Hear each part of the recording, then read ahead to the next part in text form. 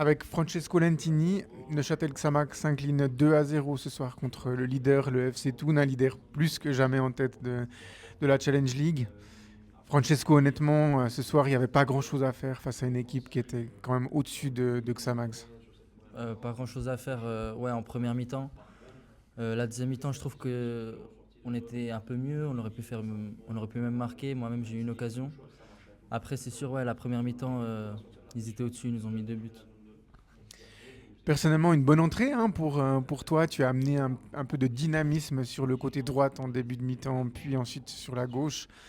Comment tu as eu les sensations? C'est pas facile, j'imagine, de rentrer à la mi-temps d'un match où l'équipe a été largement dominée. Bah, en vrai, c'est un petit peu plus facile parce que on perd 2-0, on a un peu rien à perdre. Donc, moi, je me suis dit qu'il faut que j'aille en un contre un, il faut être décisif, il faut faire quelque chose, quoi. Et puis, aussi, automatiquement, il y avait plus d'espace. C'était la deuxième mi-temps, eux, ils gagnaient 2-0. Alors, tout ça a fait que je me suis senti quand même bien. Qu'est-ce qui fait qu'en deuxième mi-temps, je suis d'accord avec toi, hein, l'équipe était un petit peu mieux. Bon, Toon a aussi pas mal géré son avantage. Qu'est-ce qui fait que ce but qui aurait pu tout relancer, il n'est pas rentré? Bah, je pousse un peu trop la balle quand je fais ma feinte. Pas forcément pour toi, Ouais, hein, pour mais de moi, manière ouais. générale. Mais parce qu'il fallait un peu plus y croire.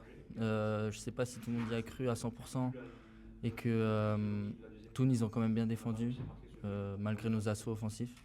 Et c'est pour ça qu'ils sont premiers aujourd'hui. Merci Francesco. Merci.